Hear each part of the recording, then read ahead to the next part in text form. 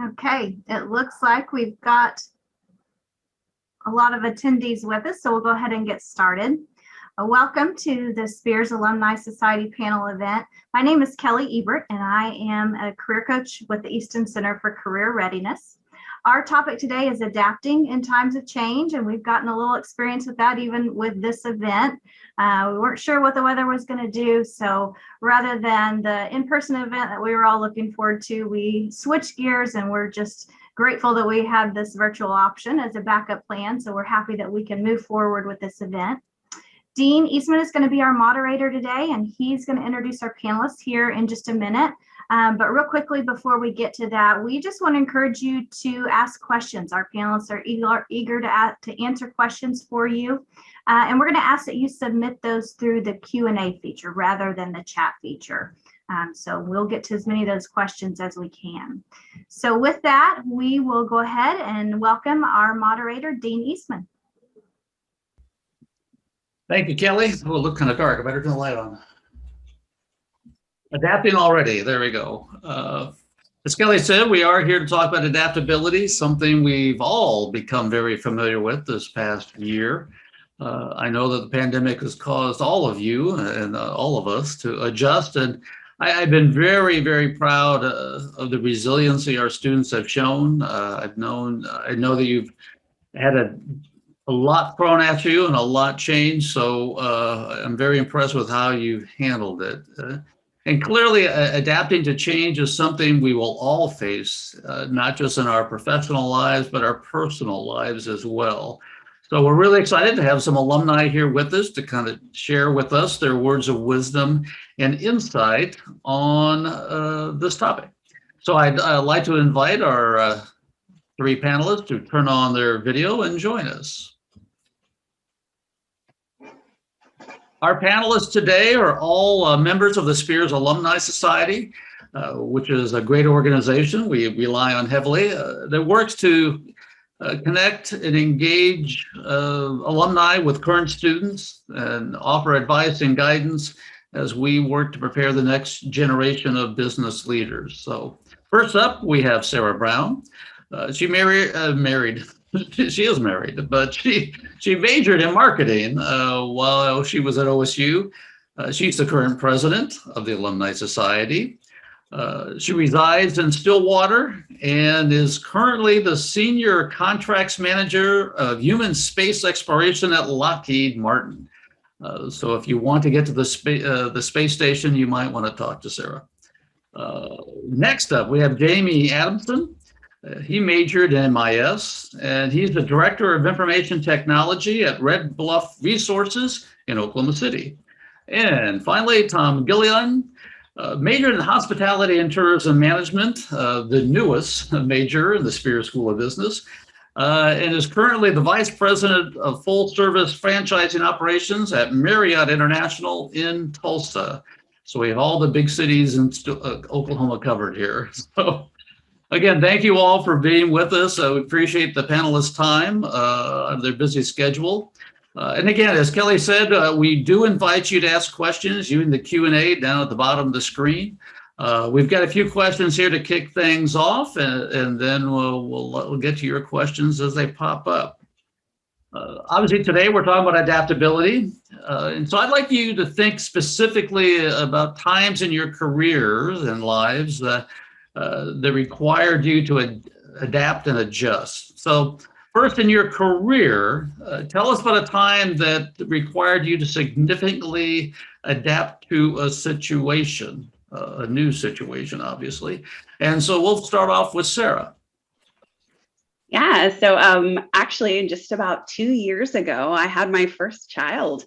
And I was rocking and rolling at an aerospace company out of Boulder, Colorado, been there for about 6 years and just living the dream, living my life. And all of a sudden this significant life event came out, and it changed the whole way that I see business, the way that I do my personal, my work-life balance. And I realized that the position that I had at the time just wasn't flexible enough to fulfill what I wanted to be, what I wanted to do. I love to volunteer. I love to still just be involved, and I needed to readjust the way that I did my lifestyle. And so I completely quit an amazing job, just kind of walked away and decided that I wasn't going to work for a while. That lasted about, I think it was like 4 weeks. And I realized working is very important to me as well. So I ended up shifting focus and reached out to a friend that had offered me a full-time remote position of quite a while ago and asked if it was still available. And I found myself working full-time remote for the first time in my entire life before it was cool. Now everybody's doing it, but I was doing it before it was cool. And it turned out to be just such an amazing opportunity for our family. And I'm still like, I've watched since that position, I've watched my career really expand at Lockheed Martin as it is right now. And now I'm leading the contracts group into deep space and sending humans where we never thought we could before. So it's just amazing. As long as you're willing to kind of bob and weave as your heart takes you, it's amazing where you're going to end up. And now I'm working for Lockheed Martin out of Stillwater, Oklahoma. I never would have guessed it. So. Thank you, Sarah. Tom. Well, Dean, I don't know how you follow space exploration. You know, I don't have anything that cool, but I would say, you know, I had spent the early part of my hotel career while working in hotels and within Marriott branded hotels. And there was a time that I felt like I wanted to branch out and learn more about operating in luxury hotels. And I've been very successful moving up the ladder, and I felt like I had earned the next position, and I got that next position at the Ritz-Carlton hotel company that is one of Marriott's brands, but still had its own headquarters at the time, and kind of it has its own work environment. And I found for the first time the culture was very, very different. I learned what culture was all about in the company. Marriott was the only company I'd worked for. The Ritz-Carlton culture was extremely different than Marriott, and I felt like I made a mistake. The reputation I had earned, the results I had earned were discounted because it wasn't a luxury guest or a luxury hotel.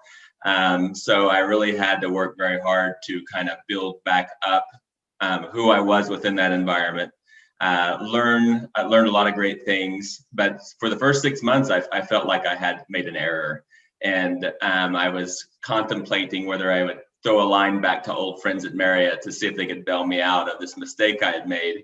But you know what? It ended up being one of the best learning experiences in my career. It was very, very hard. I stuck with it. And now that is one of the kind of the medals that I wear when in my current role, that I have the luxury hotel experience and I have other types of experiences, and I'm able to do what I do now because I went through that. But I think when you go into time, sometimes someone told me once that experience happens when something you didn't plan happens. So you get that experience, you don't know that you need it, but when it's there, you have to embrace it and work through it. I think the skills that you have that are successful in other ways can be tuned and applied differently and can make you successful in a place that you feel like maybe you're on the moon with Sarah. I felt like I was on the moon for a while until I was able to adjust and work in that new environment. Thank you, Tom. Jamie. Thanks, Dean Eastman. Yeah, I mean, I think it's kind of like Tom. You know, I started out my career in Denver with an enterprise resource planning company, software company, and did that for about 5 years, moved back to Oklahoma City, where I was from, originally from Edmond, and went to work for a company that was using that ERP software, and then decided about 3 years later, so I've been doing that and had really developed this skill set around that software for about 8 years, and then completely walked away from it to take a position with another company, an oil and gas company, not knowing anything about oil and gas. And, it's just one of those where you at some point, everybody's going to be faced with a decision like that, to make that leap of faith and to, believe in yourself, even if you don't know something about a certain subject. And I think that was probably one of the greatest decisions I made. I mean, I look at, where my career trajectory has gone since then. I've been in oil and gas for about 15 years now. And who knows in a few years, I may make another 180 and go a different way. And that'll be an adventure if I do that as well. Thank you, Jamie. Well, let's shift a little bit to thinking about your personal life. Obviously, as we age, there's all sorts of things we acquire: spouses, children, pets, right? What event in your personal life has caused you to adapt, make some changes, rethink, etc.? And Tom, I'm going to start with you this time. I think I'm trying to avoid the pandemic to answer those questions, because I think hopefully it's once in 100 years that we go through this. So I'm going to avoid that. But I think for me, early on in my career, I was very much focused on the next position and moving up. I've moved 15 times since leaving Oklahoma State. So I was chasing that, and I've learned that, especially what this situation gives us, you lose touch with family and friends when you chase that lifestyle. You can definitely grow your career. But later I did miss a lot of things. I moved back to Tulsa now and able to work remote and follow how cool Sarah is, that she was the pioneer in all of this. But reconnecting with family and friends is so important. But I can tell you, as if you go out if you're moving to new cities and you're taking on positions, for me, and being somewhat of an expert, since I've did it so many times, is that it's 6 months. For me, it's always 6 months. The first 6 months is the most difficult, to find your sea legs in that town, to meet new friends, to really become comfortable and give it a chance. So that's what I would say. I don't think I have any major family experiences that twist around that be involved with, completely connected to that question. But moving around so much as I have, I think just a couple of things that I've learned is give yourself 6 months to get grounded, but don't forget and don't lose connections with your family and your close friends, because you can't make old friends. Yeah, Tom, till HTM came into college, if people move that much, they were either in the military or oil and gas. Now I learned hospitality is now the third the part of that trilogy. So I understand what you're doing. Jamie.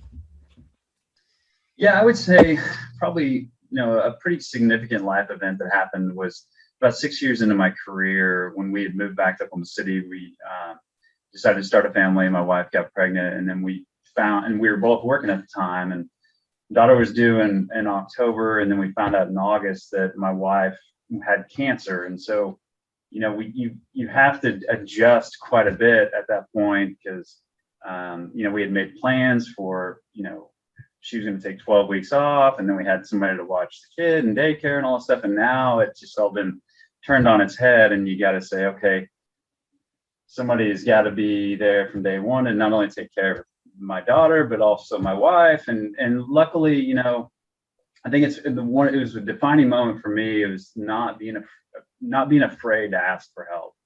So whether it's family, friends, work, people are genuinely understanding of major life events. And I think we saw that a lot over the last 12 months. I mean, you had companies that had these strict policies about, working in the office and not working remote. And I think you've seen a lot of things change over the last 12 months. And I think it's just, we gotta be able to make changes in our life and our career and our work policies as well. And so I think that, I think when I look back, that was a significant moment that probably defined a lot of and shaped who me and my wife both are today. So, yeah. Jamie, you made a really good point. I grew up on a farm in Iowa, and I struggle with that. It's really hard for me to ask for help. right? And so I commend you. And I guess what advice would you have for people to get over that? And like you said, to actually ask for help when you need it. Yeah, I mean, I think there's a couple things. I mean, you got to realize when there's just things in your life that you have no control over. There's going to be stressors. Again, going back to the last 12 months, how much of that did we really have control over? And not everybody knows all the answers, and we found that out over the last 12 months, right? I mean, and you got to give grace and be able to not point fingers and allow people to make mistakes and learn from those. One of my favorite sayings from the last company that I was at was to not be afraid of not be afraid to make mistakes. We always had this saying of failing forward. So as long as you're failing and learning from those, and it takes you to that next step where you can eventually succeed, then it's not really a failure. So again, I think I think grace is one of those things that, a lot of us have probably seen it and learned it and felt it ourselves over the last 12 months. I agree. Grace is a word I've used a lot over the last 12 months. So, Sarah. Yeah, so one of my significant life events, but one thing that my husband and I did, we were civil service Air Force contracting individuals, and we were probably 2-3 years out of college, and we're like, we're going to shake everything up. We're moving to Florida, and we hadn't even been there. We just packed up everything and went to work for the Special Operations Command in Florida, and it was a wild ride. We were there for about 1.5 years, and we were working our tail off. It was during a wartime. It was intense, and everybody says we sucked the marrow out of Tampa. Like, we were only there for about 1.5 years, but we just lived it, and we became very aware that wasn't something that we could sustain, that it wasn't a long-term career solution for us. And so we did a lot of soul searching as a family, and try to decide what do we love, where do we see ourselves, what do we like about the work that we do, and what do we like about where we want to live. And we just shook everything up and dropped everything and moved to Albuquerque, New Mexico. We realized we really loved the mountains, we really liked the dry climate, and we really loved space. So we went to work for a space command out of Albuquerque, New Mexico. And what a change. So going from the water to the dirt, and everybody, there's a lot of strong opinions about Albuquerque. I absolutely loved it. It is now, I can't wait to any time that I can get back to the land of enchantment. So, never would have thought it. I thought Florida was the answer, was there. It really didn't fit for our family. And then all of a sudden, we knew that was a decision we needed to make to make sure that we had a good quality of life and that we were working together. So, yeah. Yeah, the humidity of Florida alone is enough to send most people scurrying to drier climates. So thank you all. It's funny, most people love and I actually really like Florida. I go there for work all the time, but it just, as far as just how our process and that time of life, we're like, nope, that we need to make a shift, and we just did it. So never be afraid to just do it. Just if something doesn't feel right, you have that power, you have that opportunity just to move on. I've heard you all say this, and we all hear never quit, never give up. But, in my opinion, sometimes quitting is the bravest and smartest thing to do. And you each kind of highlighted that if you need to make a change, you make a change. We don't give awards for people who stick with really crappy situations forever. So I appreciate you guys saying that. One thing we really have seen this last year, but it's always present, is ambiguity. Yeah, and one thing I've learned in life is that some people handle ambiguity better than others, and some it really adds a big stressor. So I know that this past year has really been troublesome for certain individuals.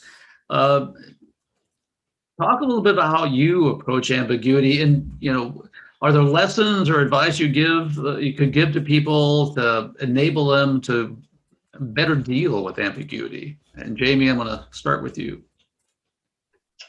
Yeah, I mean, I think some of it's going to come with experience. As you're dealt situations throughout your life, there's going to be that maturity factor where you learn to deal with it better. Maybe again, it kind of goes back to what I said a while ago. You got to kind of separate out those things you don't have control over, and sometimes it's easier said than done. I'm not going to lie to you. There was definitely sleepless nights during the pandemic where you're worrying about it, whether it's work, family, kids, trying to do virtual school, 401k. It's just everything you're looking at and you're just like, what is going on? Everything, I'm halfway through my career. But I think curiosity is a really good trait to have with ambiguity, not being afraid to ask questions, try different things. The main thing for me is try not to get paralyzed by it. It's just one of those things where it can be a blessing in some ways when things are when there's ambiguity, because sometimes you can pave your own way, and make your own decisions in your own path. Yeah, it's a good point, Jamie. Kind of seizing the ambiguity and making something out of it. Sarah. Yeah, I think when I'm faced with ambiguity or anything along those lines, I just try to remember what's important to me. What are my values? What are my core? Like when everything seems to be out of whack or everything seems to not have a true focus, as long as I know what's important to me, what my values are, what just my focus areas should be, my family, what type of position that I have, well, what's important in there, my people are important. They're always number one. So as long as I know what my cores are and what my focuses are, I think I can navigate through that. I ask a lot of questions. So whether it be just ambiguity in a task that I'm working on or ambiguity just with maybe situations in my job, I always have a mentor. I have somebody that I can reach out to and ask those questions and help try to focus and help try to understand or find some type of steadiness in the ambiguity. And I tend to just try to ask as many questions for clarity as I can. As you look at smaller tasks, sometimes you're afraid to ask questions. And it's not a bad thing. It's a great thing. I love it when my team asks questions and when they challenge, because they're just trying to look for clarity. They're trying to look for focus. And I think that's such a great trait. It's not a weakness. You're just trying to find the right path to go down. And sometimes those clarifications help you navigate that. So just try to know what's important to you and ask a lot of questions. Yeah, it's interesting. I think you're right. I mean, there's research that show a lot of people don't know what their values are because they've never stopped and thought about them. And yeah, I think you're right. Having them kind of laid out will at least give you some guardrails that you can bounce between without going off the cliff. And personal and professional. So I encourage all of my employees to not only focus on what's important on you with your career, it's also, don't forget that the majority of your time is focused on what your personal life is, what's important to you there, and making sure those two align too. Because if they're not in sync, that's how you have major changes happen and end up moving cities and changing jobs. And make sure everything that you are looking at is aligned, and you know what that looks like. I agree. Tom. Yeah, I think this is a great question, and there's I think it's been touched on by Sarah and Jamie that you first just have to start asking questions. And sometimes you can just start very small. As soon as you start building a little bit of knowledge on something, I'm very pragmatic anyway, so I just want to know the basic things that define something. I want to find out what are the basics behind this, and then it can get really complicated later, but tell me the basics first so I can get my mind around it. But I kind of think, as I was listening back to when I was at Oklahoma State taking a business statistics class, that problem that you're faced with, that you have to work down a page until you get to the answer, that problem's ambiguous and you just don't know the answer by looking at it. You have to really start working it and defining it. And I think one of the things for me that I've learned over the years, a lot of times when you're faced with ambiguity, you'll get a emotional reaction to it. You'll be sad, you'll be mad, you'll be scared, or whatever that is. And that emotion will hit you at nighttime and it'll wake you up, like Jamie said. But it's always good to understand where that emotion's coming from and think about it and think, I am scared or I am mad because of this. Why does that make me mad? Oh, because I walked into that presentation, I really wasn't prepared. I thought I was prepared, but they asked hard questions and that made me mad. Well, it probably shouldn't have made me mad. I should have just been more prepared. But so that's kind of where I look at ambiguity and how to kind of start trying to define it when I come across it. Yeah, and listen to your stories. I think you've all changed jobs, changed cities, etc. So you've obviously been in uncomfortable situations. How do you think seeing yourself throw yourself into an uncomfortable situation and then emerging victorious, let's say, how has that helped you face the next ambiguous situation? And we'll start with you, Tom, since you finished off. Yeah, I think that you start when you get out of, in the hospitality industry anyway, the difficulty right when you start your first job, right away you start managing someone's schedule. Typically, people start reporting to you automatically, and you have to start developing your management style right away of managing people, which is very difficult to do. But I think that once you start learning your core values, like Sarah spoke to, and really it can be very, very simple. You can be tasked with a very dynamic problem and you can say, what's the truly honest way to approach this? Because in business, there's things that can be gray areas, and sometimes you're going to be faced with that. But really understanding your core values and grow confident. And sometimes confidence does lead you to what you touched on earlier, is to ask questions. Mr. Marriott, the founder of our company, said the most important question he ever asked is, what do you think? Because he wanted us to collect knowledge. And so really, I think it's funny, the more you know, the more you're confident enough to ask what might be a silly question or might be just a way for you to get underneath something, and you're okay asking it because you've been through the slog before. So I think that's my perception of it anyway. Jamie, what do you think? Well, I mean, I think college prepares you a lot on learning how to learn. I think it also helps wake up different parts of your brain that maybe, that aren't maybe fully developed, whether that's the creative side, whether that's the analytical side, whether that's the maturity side of just learning how to manage your own schedule. There's a lot of things. I think, one of the things that I have learned through changing careers is that when you go into an interview, don't be afraid to interview them just as much as they're interviewing you. You want to understand what you're walking into, what the job role really is, what support you're going to have, what your team's going to look like. And I think the other side of that is, are you going to be scared?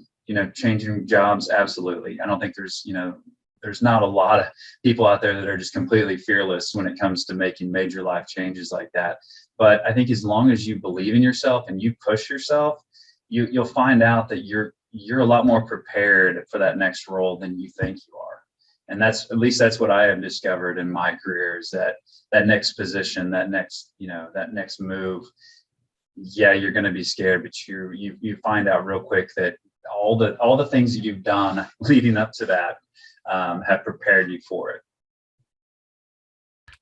Jamie, Sarah, what do you think? I think one of the biggest things is be problem solver. As you get this confidence, as you grow in your careers, really what you need to be is that problem solver. You need to be able to jump in and be able to take these complex things that are coming at you. And now that you have that baseline knowledge, now that you have that experience, you can actually solve the problems. And then once you get into leadership, you get even harder problems, but you also have to remember to coach and to not solve all the problems. You have to help guide the next generation to be able to solve their problems too, instead of you just micromanaging everything. So it's this perfect balance of, as you're at every stage, to just keep learning how to solve the problems and then solve different problems and to grow that next generation to be able to solve their problems as well. I had a very hard time with it going into industry. solving problems. I love to ask questions, but I wanted the answer. And sometimes it's about the process. And I learned that as I got more mature in my career, that I'd been coached very well to be able to start figuring out how to solve my own problems. So that's one of the biggest things that I think that has helped me and that I've remembered over the years, is just learning how to solve problems. Yeah, I think each of you are good examples about, putting yourself in strange situations, overcoming them. That didn't stop you from taking that leap, right? The fear. And I think that's an important point that you said. You're going to be afraid, right? It's a natural thing. It doesn't mean you're somehow weak or whatever. It's a natural human reaction, but don't let it stop you, because as you guys have all shown, that once you do it, you become more resilient, more confident. Then the next thing doesn't scare you quite as much. So again, I think you're all good living proof of a little bravery. Again, if you're never afraid, that bravery doesn't matter, right? I mean, that's what really is important. So now you guys have talked about a number of transitions that you've made in your lives, your careers, et cetera. And obviously some of our students are going to be facing those transitions in the next few months, maybe in a year, leaving the safe environment here at OSU and venturing out into the world. What advice do you have for students as they, how they can better prepare for those transitions and what they can do? And I think we're back to starting with Sarah, I think. Yeah, absolutely. So take the jump. That's one thing I will say, is to take the leap, take the hard job, take the farthest away that you can get, so you can learn about yourself and learn how you adjust. But when you're there, it's so important. Those first 6 months, you have to find your squad. You have to find either bond with your team. If there's not a social club within your organization, start one. I've started so many booster clubs over the years just because I've moved so much, because I want to make sure that I have those connections with my teammates, even virtually. Just starting Lockheed Martin, my group didn't have a booster club. You better believe that I started it so that I could have virtual happy hours. We had a beer tasting with Odell Brewing out of Colorado, and they live Zoom beer tasting in with my team that's in 5 different states. I found a way to bring us together so I could have that connection. It was very selfish. It was for me. But I joined clubs. So I love to run. So I'll join a running club. I love to do community service. So that's one of the easiest ways to get not only vested in your community, but to get that connection and it become a little bit bigger than just a place you live. You're a part of the community. So get out there. It's hard. No one would believe it. I am an actual introvert, but I have forced myself to learn how to put myself out there, because I was an oil brat. So I know that we got the military brats. I was the oil brat that was moved just about everywhere, from the Netherlands to Houston to you name it. And it forced me to have to make these connections and to learn how to start over. But once you get your community together, it makes it so much easier. So. Well, maybe you could have a little kit you could prepare for people, Sarah. You give them just add people, and then you all. Yeah, I love it. Yeah, I think that's great. I think the first mission for your students is find a Sarah in your workplace. But I grew up in a tiny little town in Oklahoma, literally 100 people in town. My 8th grade class had 4 boys and 4 girls. The 7th grade class had a boy and a girl. So it was really, really small. So the Oklahoma State, the campus was massive to me. Stillwater was kind of big, so then I went to Washington, D.C. But I think, Sarah, you can't get around. It's going to be extremely tough. Right when you get there, it's going to be hard. You're going to work, you're going to sleep, and it's a repeat. And you get into that drag, and life hits you in the face, and you think this can't all be what it is, I remember those days, and they're difficult. But like Sarah mentioned, I'm a runner, I will join a running club in the city. That's how you make contacts out of work. And that's how you start up conversations in work.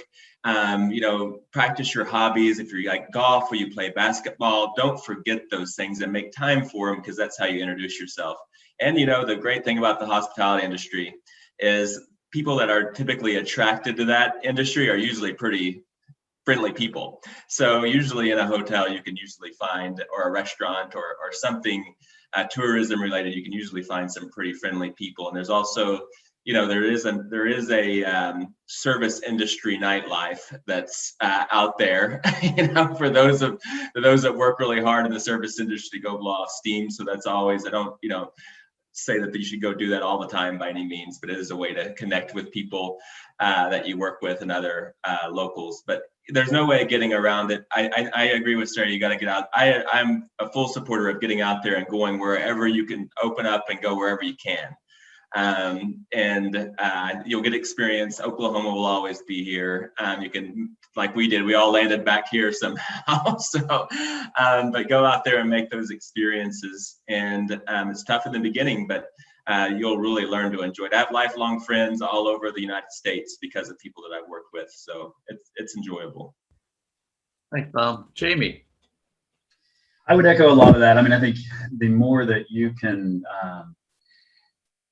kind of get in front of your coworkers and meet people, I mean, that makes a huge difference. I think even right now, starting in college, the more you can get involved in campus activities and those kind of things, really that comfort level with being able to talk to people, being able to relate to people, to listen. I think all those things are going to benefit you greatly. I mean, I think when I look back at my career, there's probably some positives and negatives that I did in the beginning. One of the positives was, for me personally, was to move to Denver. Colorado was a dream of mine, and I had lived in Oklahoma my entire life, and I had the opportunity to move there for my first job. And I think that was an awesome experience. The one thing I did wrong is that is a lot more expensive than Oklahoma, and you got to be real careful about how much fun you have in that first year of starting salary in a job, and make sure your credit card debt doesn't go sky high. So I would caution you against that. And I think, being okay with that first job is not, more than likely, is not going to be your dream job. Whether it may be the company that you want to be with, but that first position is likely not going to be something that you're going to come home and call your parents and tell them how much you love it every single day. It's going to be tough. It's going to be more of an entry level position. You're going to work your way up. You're going to find stuff that it may set you on a different trajectory. I was an MIS major, and what I was doing then on the computer side is not what I'm doing now, and not where my passion lies. But you got to figure that out over time. And so I think allowing yourself that, and realizing that you may not have that dream job your first 5 years out of college, and that's okay. But to learn from it. We got a couple of questions I want to get to, but I have a follow-up, since you are all examples of this. I know some of the kids grapple with it, and their parents do. They don't want them to leave Oklahoma, right? I mean, and I've talked to kids whose parents have put a lot of pressure, even going to Dallas, right? Can you talk a little bit about how you handle that, or with your family? I mean, just advice, I think, for kids who are grappling with that. You've all done it. You've all ended up back here, but I know it's something that a lot of our kids do have to deal with. So, Sarah, I'm going to start with you again. Yeah, so I don't think my mother-in-law has ever forgiven me for moving to Florida. Still, that's been like 15 years. I'll never live it down. It was tough, but a lot of it was we set the baseline of what the things we were trying to accomplish in Florida, the development that we needed to have, and especially like part of it was, as a married couple, we felt like we needed to have that bonding time 18 states away. But it was just something that was important to us. So we were really honest, and we sat down and we talked our family through why this is what we were doing. It was so important for our development. And I recommend everybody, to go out, see new things, try new things. I was from a different state, even though I went to Oklahoma State, but it's so important to see those different perspectives, get difference of opinions, see how different organizations do things. It makes you such a stronger employee to be able to have that difference, and to be able to see these different way of doing things. It makes you very valuable in companies. I never thought I was going to come back to Oklahoma. Do you know that I think I even had said at certain times that I didn't think I was going to come back to Oklahoma. And it's so funny how actually after you travel for a while, you realize how great Oklahoma. I love so many of the things in Oklahoma that I never really appreciated until I had to leave. It was like absence makes the heart grow fond, or whatever you want to call it. But and especially once craft beer came into Oklahoma, I had to come back. So, but there is so many great things that you can still do here. So don't worry about traveling. Go travel and then come back. But just be honest with your families. Just let them know if you have a timeline. That kind of helps. Where like it's going to be for a short period of time. That kind of softened it a little bit. But don't let the fear of what we're going to do to our families keep us from experiencing what we think we need to as individuals. Regret is a very strong thing. I have a lot of regret for never going overseas, and I felt like it was something that still to this day I really kind of regret, because now at this stage of my life it's not a possibility. And I think that there was a little bit in the back of my head like, oh, that's really far, are you sure you guys can go that far? And I think I let that affect some of my decisions. And so I still really regret that. So try to, if you have strong feelings, don't let your family keep you from doing what you feel like you need to do. But don't forget that Oklahoma is great and you can always come back. I know when you and Matt said you were moving back, I was like, what? Tom. Yeah, it's interesting. I was also a big Oklahoma advocate when I left. Everybody knew, all my friends knew that I was from Oklahoma. I talked about it all the time. I think it's a great place. And everyone will have their shots, on the east or west coast, wherever you may be. But it is interesting. I think that I always had position, even though I was from the tiny little town, when I enrolled in hospitality and tourism management, I have to say the new name, that I knew I was leaving Oklahoma by the time I was a sophomore in school. And I picked that specific major because I knew it would lead me to a lot of interesting places. And my parents supported that. Although my brothers and sisters never moved, they stayed right kind of in Bartlesville, Oklahoma, in that area.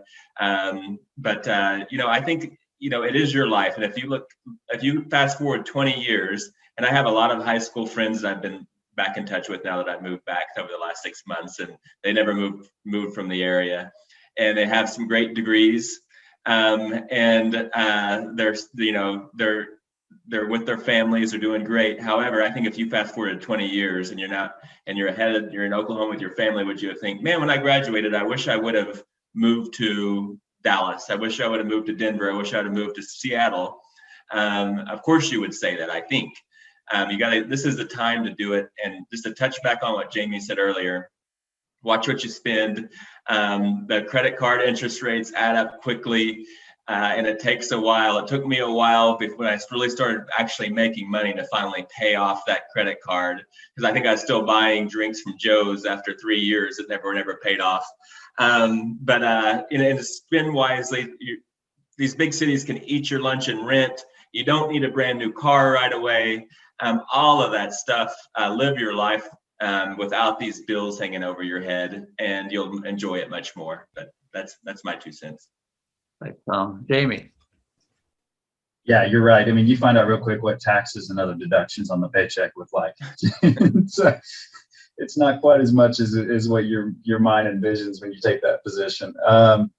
Yeah, I mean, I think trying to live in a way where, like Tom's right, you don't look back and regret a decision. And I think I know a lot of my friends in college that went kind of dispersed different areas, and some of them are still there, but a lot of them end up back here. I think it kind of solidifies where you really belong and where you want to be long term. And for us, when me and Shay got married, it was a decision when we decided to start a family, was that we really wanted to be back here. And I think that's probably what drives a lot of people to go back to their hometown, or at least their home state, is because, you know, a lot of times that family element is a pretty strong pull. But yeah, I would just, for me, it's definitely not something I've ever regretted. And I love the fact that I got to, I mean, I know Colorado is not that far away, but just different way of life, a different culture, a different, you know, things that I got to experience from the sports side, from, you know, from the mountains and skiing and hiking and different things that I hadn't really grown up and had the opportunity to do a lot, and getting to fully immerse myself in that was really special for me. And it's led to, I mean, that's where we vacation now. I mean, we usually end up back in the mountains somewhere.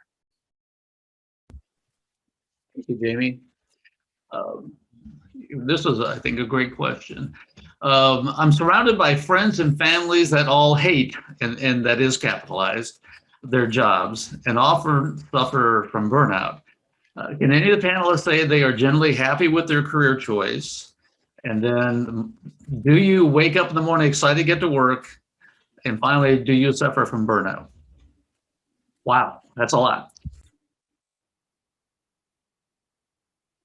Sorry, moved myself too soon. Tom, you want to take that one first? Yeah, I will say there are definitely times through my career I suffered from burnout, and it was tough, and it's really, really difficult in the service industry to have a large team and seeing customers every single day. It can take a lot out of you. You're giving a lot to that, but as long as you feel like you're learning and growing, and then there's, you know, I did move up decently frequently, so there is always that next possibility at hand. But sure, I don't think you can go through any position and be passionate about it without suffering through burnout, but at times.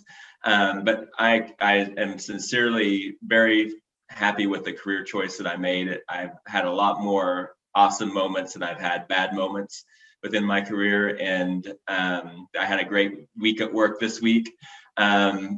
We did a lot of different things, but so yeah, there's things that are going to inspire you, and as you make sure that you're not playing someone else's role. This is your life. You create what's in front of you, and a lot of times, and sometimes it's taking risks that Jamie and Sarah talked about, of taking a step back or turning left or right when you didn't anticipate needing to do that. But drive your careers, find where you're passionate about, and if you're passionate about something, you will not hate it.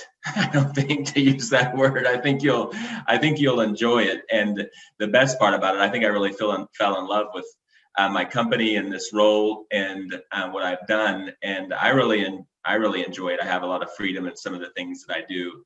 And I'm thankful that I went through those hard times, but I didn't go through those hard times thinking that I was going to be there forever though either. So.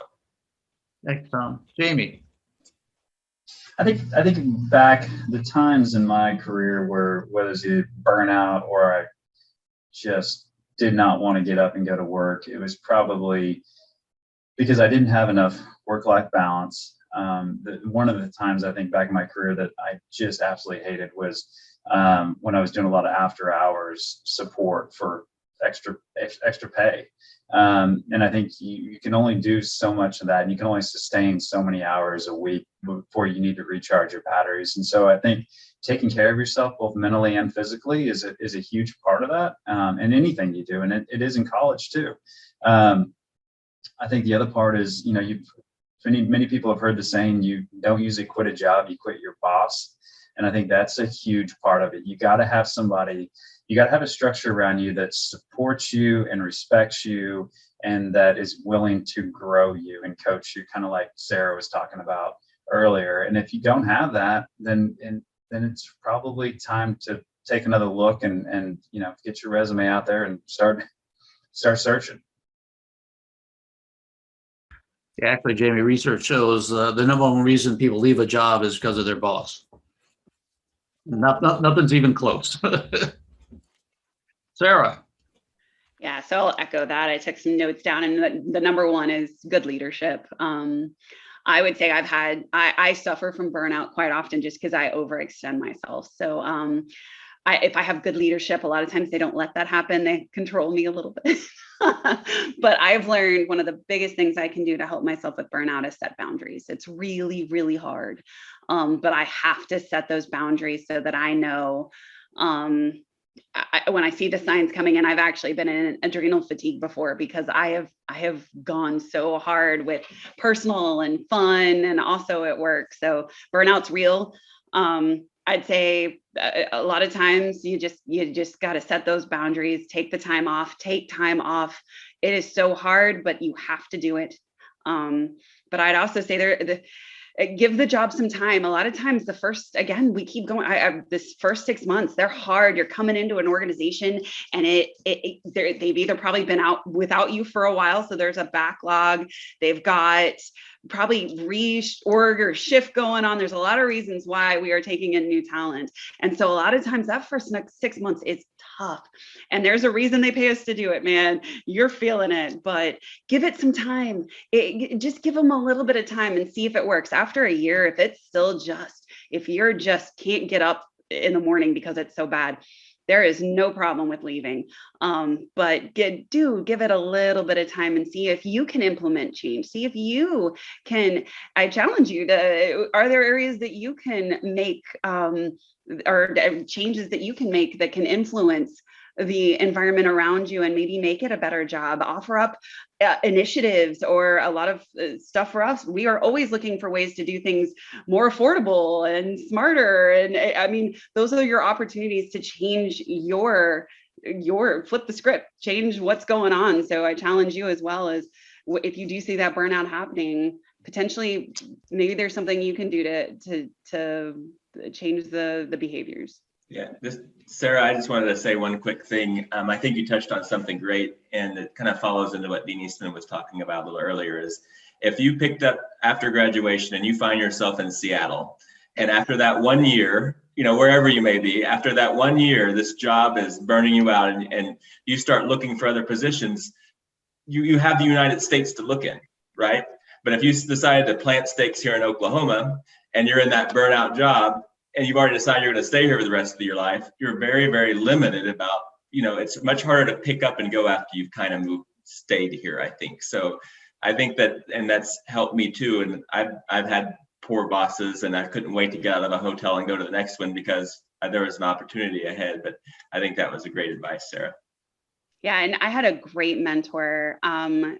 Tell me whenever and it's part to do with the interview, we talked about how interview the company as well. I was told that look at their leadership chain. If you don't see anybody in that chain of command or in that organization that you would want to be in 10, 15 years, then look somewhere else. That you can get those indicators, do your research, go online, go through LinkedIn, find your way, because that leadership is so important. And if you don't feel like there's anyone in that organization that you align with, that have the same values, that have the same just connection that you do, I wouldn't take the job to start with. Really, leadership is the most important thing.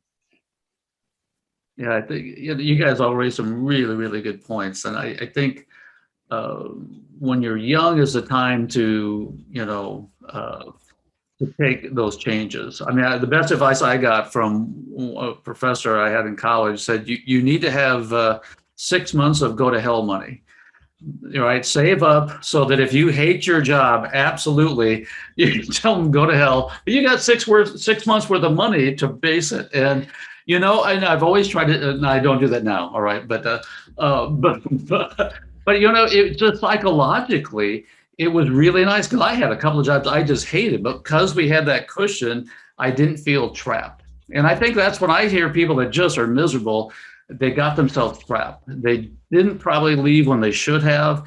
And then they get married, they have kids, they get buy a boat, they do all this stuff.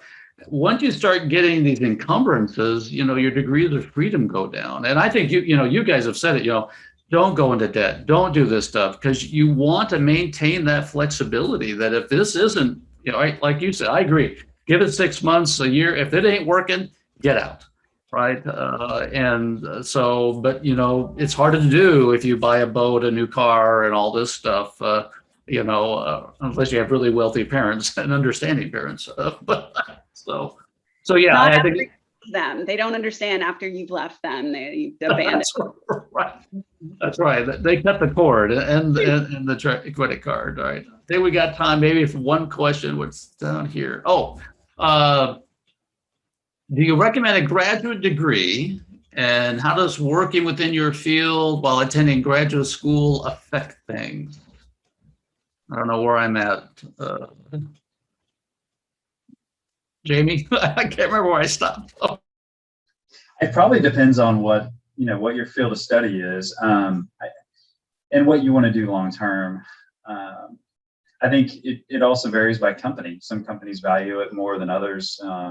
For me, it's definitely something I continue to look at. I don't have my MBA, but it's something I've continued to revisit, especially as different leadership opportunities pop up, different positions pop up that either are require it or that it's highly valued for that position. I do think experience, after a certain amount of time, experience means a lot as well. But again, an MBA or a graduate degree, I think pushes you just to that next level of mental fortitude and understanding how to solve complex problems. And I've known several people, several of my friends that have gotten it during their working career, and most of them can do it within 2 years. And I think there's probably some semesters that have been tougher on them than others, but 2 years goes by pretty quick. And especially if you're in a position where your company will pay for it or pay for a majority of it, absolutely, I would highly consider doing it at that point. Thanks, Jamie. Sarah. Yeah. At some point in your career, it does become a differentiator. So as I'm looking at resumes, as I'm going, especially up the chain into leadership, that's something that I do tend to look for with my first, second level managers, is do they have a master's degree? It is something that I do tend to look for as I'm looking into my leadership chain for my career field.